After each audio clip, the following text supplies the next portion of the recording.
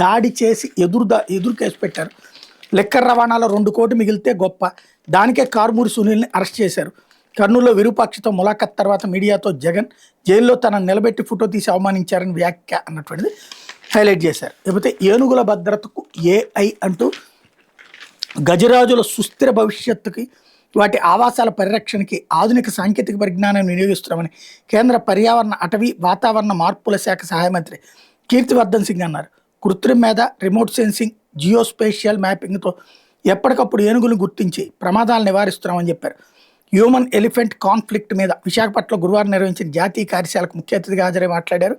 దేశంలో 33 ఏనుగులు అభయారణ్యాలతో పాటు 150 కారిడార్లు ఉన్నాయి.